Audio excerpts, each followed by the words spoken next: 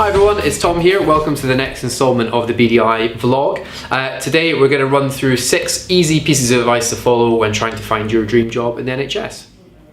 Okay, so the first piece of advice may be very obvious, but be very clear and have a good think about what it is that you're looking for. For example, if you're a junior doctor, think about what career path you want to follow, which specialty you want to go into, and that will determine which sort of junior post you should follow. So for example, if you want a career in dermatology, but there aren't any junior dermatology jobs, maybe consider a rotation in medicine. If you are a more senior doctor, think about what sort of subspecialist interest areas you have. Are there particular procedures you want to do, particular pieces of equipment you want to use? You should be very clear about exactly what it is that you want from a job, because as important as it is for an NHS trust to interview you and get what they want, you need to make sure that you get what you want as well. Okay, advice number 2, tailor your CV to the job that you're applying for. Now, generally speaking, clinicians are very, very busy, as you know, so they're only going to spend maybe 10-15 seconds looking at your CV at a first glance to see if you might be suitable. And they'll be looking for key words, key qualifications that you might have listed. So be very succinct, make sure you outline all of the procedures that you have, and make sure that if you have a cover letter or a blurb about yourself at the beginning, that it's geared towards the job that you're applying for. So for example, if you're applying for a job in anaesthetics, you don't want to see an introduction that says that you're very interested in internal medicine. And equally, if you're applying for a job that you have no experience in, the chances are you're not going to get it. So be very selective about what you apply for and be aware of what your CV says. Does it reflect what the job description says? Does it reflect what the hospital are looking for?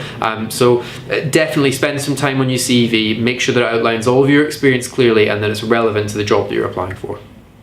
Okay, piece of advice number 3, organise your applications and remember where you've applied for. Now, obviously the great thing about using a company like BDI Resourcing is that we can do all of this for you. We'll keep a track of all of the job applications that you've made, all of the places that we've spoken to. But if you're not using an agency and you're doing this on your own, or you're going through NHS Jobs website, make sure that you keep a track, maybe a spreadsheet of where you've made applications to. Be aware that if you are applying directly, it can be a lot slower, and so if you're making multiple applications over time, you could end up having made 30, 40, 50 applications before anybody comes back to you. So make sure you're organised, maybe use a visual system or a colour coding system, but remember where you've applied for, because it's very important to keep track. If somebody phones you to ask about a certain hospital, you don't want to confuse it with another one. Piece of advice number 4 is to utilise your network. Now, again, if you're using a company like BDI Resourcing, we have a pre-established network of lead clinicians, clinical directors and director managers that we can contact. But again, if you aren't using a company like ours, then the best thing to do is to, first of all, reach out to your contacts. So if you are applying from overseas, do you know anyone who's already in the NHS? Do they know of any positions for you? Have you reached out to friends or family who live in the UK already? Have you thought about different locations? So definitely think about whether or not you know anyone who's already working in the NHS, because it can be a really good way to get your foot in the door.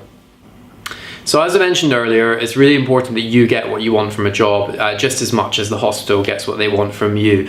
So our 5th piece of advice is treat the interview as a conversation and as a fact-finding mission. So throughout the interview, obviously you'll be asked a number of questions, and the hospital will be making sure that you are clinically suitable for the job you've applied for. But equally, it's a really good opportunity for you to ask questions of them as well. If you have uncertainty about their training program, about what support you're going to get, about generally living in the area, about schools for your kids, anything like that, this is the time to ask the questions, because not only do those clinicians work within the department, the chances are they also live in the local area, and they'll be able to give you some really good advice about whether or not they feel that kind of position and that location is going to be suitable for you.